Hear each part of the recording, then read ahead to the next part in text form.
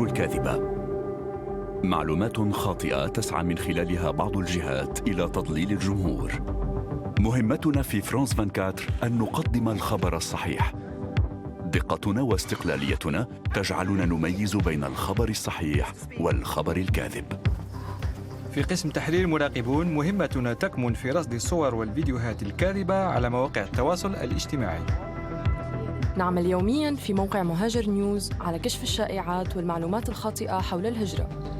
فرانس 24 الخبر الموثق. Liberté, égalité, actualité.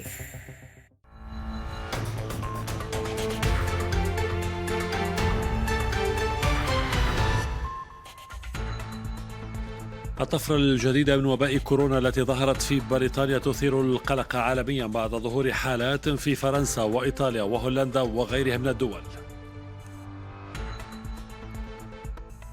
التحقيقات مستمرة لمعرفة الأسباب الكامنة وراء الانفجار الذي شهدته ناشفيل الأمريكية، والسلطات تتحدث عن سقوط 3 جرحى. مباحثات هاتفية إسرائيلية مغربية بين الملك محمد السادس وبنيامين نتنياهو، والأخير يدعو الملك لزيارة إسرائيل.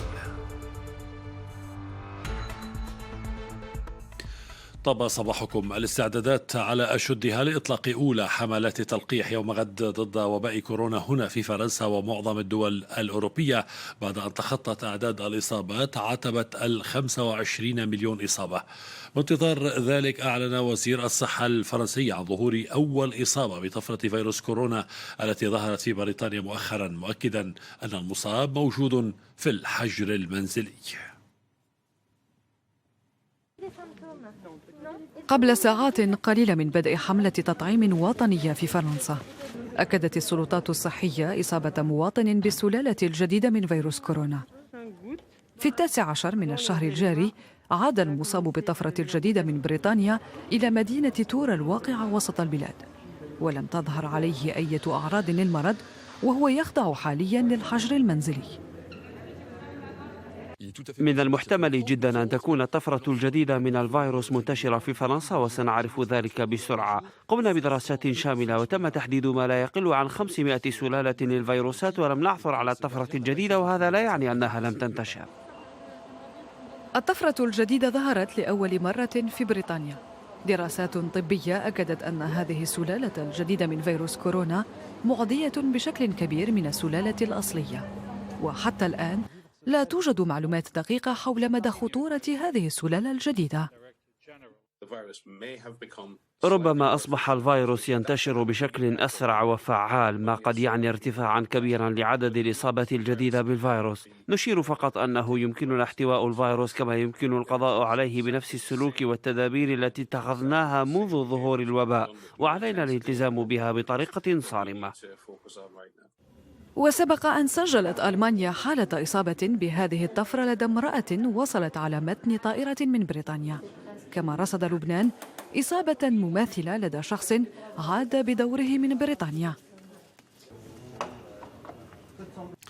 السلالة الجديدة من هذا الفيروس الذي ظهر إذن مؤخرا في بريطانيا تثير قلق الدول الأوروبية وغير الأوروبية، بعد أن سجلت حالة في ألمانيا بعد وصولها من لندن، وكذلك سجل في كل من إيطاليا وهولندا وبلجيكا والدنمارك، وفي أستراليا كما سجلت حالة في لبنان بعد وصول طائرة من لندن إلى العاصمة اللبنانية. وآخر المعلومات تشير إلى أيضا ظهور حالات في الصين. التحقيقات متواصلة حول خلفيات وكيفية التفجير الذي وقع في مدينة ناشفيل الأمريكية. الأجهزة الأمنية تقول إن العملية فعل متعمد وأدى إلى أضرار جسيمة و3 إصابات على الأقل. الانفجار وقع في شارع تجاري وشعر به السكان على بعد كيلومترات عدة. مكتب التحقيقات الفيدرالي FBI يتوسع في تحقيقاته في هذه العملية، وتؤكد المعلومات أن كمية المتفجرات المستخدمة في هذه العملية غير مسبوقة في الولايات المتحدة الأمريكية. هذه صورة المركبة قبل انفجارها صباح الجمعة. أثناء عبورها أحد شوارع مدينة ناشفيل بولاية تينيس الأمريكية، حادث وصفته الشرطة بأنه عمل متعمد، فيما لم تحدد التحقيقات دوافعه بعد، ولم تعرف ما إذا كان هناك أحد داخل العربة لحظة انفجارها.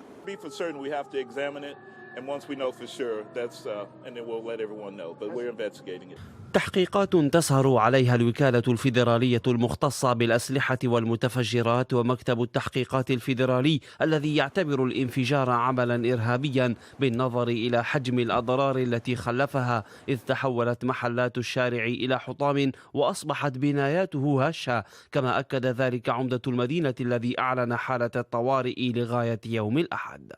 This morning's attack on our community was intended to create chaos and fear in this season of peace and hope. But we're not going to rest until those responsible for this outrageous and cowardly attack are brought to justice. رئيس بلدية ناشفيل حث المواطنين أيضا على البقاء بعيدا عن منطقة وسط المدينة، كما أمر بإخلاء عدد من المباني المتضررة. من جانبه أعلن البيت الأبيض أن الرئيس المنتهي ولايته دونالد ترامب يتابع تطورات التحقيق في انفجار ناشفيل، الذي يأتي وسط تطورات سياسية في الولايات المتحدة، مع استمرار الرئيس المنتهي ولايته في رفض الإقرار بهزيمته في الانتخابات الرئاسية، وهو ما قد يدفع مجموعات يمينية متطرفة داعمة لترامب إلى العنف. العلاقات الإسرائيلية المغربية إلى مزيد من التنسيق والتطبيع الكامل. رئيس الوزراء بنيامين نتنياهو وجه دعوة للعاهل المغربي الملك محمد السادس لزيارة إسرائيل، وذلك خلال محادثات هاتفية جرت بينهما يوم أمس بعد 3 أيام فقط على توقيع وفد إسرائيلي في الرباط، اتفاقا برعاية واشنطن لتطبيع العلاقات بين البلدين. الديوان الملكي المغربي قال في بيان أنه وخلال المباحثات الهاتفية بين رئيس الوزراء والعاهل المغربي ذكر الملك بالأواصر المتينة والخاصة التي تربط الجالية اليهودية من أصل مغربي بالمملكة المغربية. بعد 3 أيام من تفعيل قرار استئناف العلاقات الدبلوماسية بين الرباط وتل أبيب برعاية أمريكية، شرعت إسرائيل في نسج الآليات لتطبيق الاتفاقيات الثنائية وفق جدول زمني محدد لتفعيلها، حسب بيان لمكتب رئيس الوزراء الإسرائيلي بنيامين نتنياهو. قال فيه إن نتنياهو وخلال مكالمة هاتفية مع العاهل المغربي وصفت بالودية والدافئة، دعا الملك محمد السادس لزيارة إسرائيل المتحمس لإقامة سلام بين البلدين. في المقابل ذكر العاهل المغربي بالأواصر المتينة والخاصة التي تربط الجالية اليهودية من أصل مغربي بالملكية المغربية، فيما جدد الملك محمد السادس التأكيد على الموقف الثابت لبلاده والداعم للقضية الفلسطينية على أساس حل الدولتين المتوافق عليه دوليا حسب بيان الديوان الملكي. وفي هذا السياق كشف العاهل المغربي أنه سيتم قريبا دعوة لجنة القدس للاجتماع في دورتها 21 بالمغرب. ويعتبر المغرب ثالث بلد عربي هذا العام يوقع اتفاق تطبيع مع إسرائيل، التي وقع معها الثلاثاء الماضي 4 اتفاقيات ثنائية ركزت على الرحلات الجوية المباشرة وإدارة المياه وربط الأنظمة المالية وإعفاء مواطني البلدين من التأشيرات. ومن المقرر أن تتبادل إسرائيل والمغرب فتح مكاتب تمثيل دبلوماسية. قال الرئيس التركي رجب طيب أردوغان أن علاقة بلاده مع إسرائيل لم تتوقف على المستوى الاستخباراتي الأمني، آملا في انتقالها إلى مستوى أفضل. أردوغان أكد في المقابل أن بلاده لا تقبل بسياسة إسرائيل تجاه فلسطين، مشيرا إلى أن هذا الخلاف هو ما يمنع انتقال العلاقات إلى الأفضل.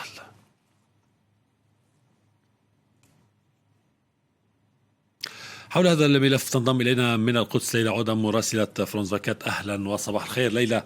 بداية نبدأ ربما بالآخر تصريحات لأردوغان وهذه الرسائل الودية باتجاه إسرائيل، كيف تفهم في حيث أنت بداية، وإلى أي مدى تؤسس ربما لأيضا خطوة تركية باتجاه تطبيع ما مع إسرائيل؟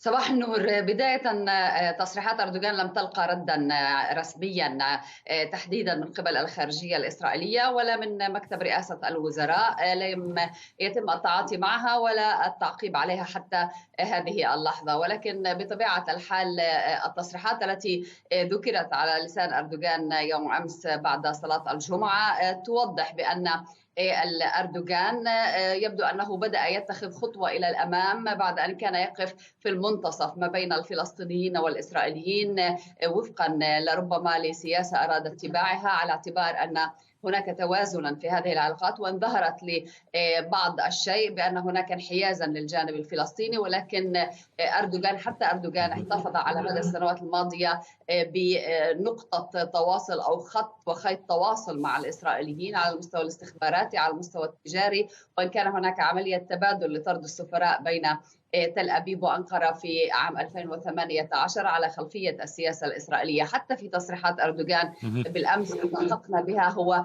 لم يتطرق للاحتلال الإسرائيلي، هو قال بأن لديه مشكلة في السياسة الإسرائيلية تجاه الفلسطينيين، وبأنه لديه مشكلة مع شخصيات على مستوى عال في تلميح لربما إلى بنيامين نتنياهو، هي لربما تحضير أو استعداد للمرحلة المقبلة بدون ترامب، ولربما يتوقع أردوغان أنها قد تكون بدون نتنياهو. ليلى، هناك أن هناك تسريع في الخطوات الإسرائيلية باتجاه الدول التي وقعت وطبعت مع وأعلنت أقله.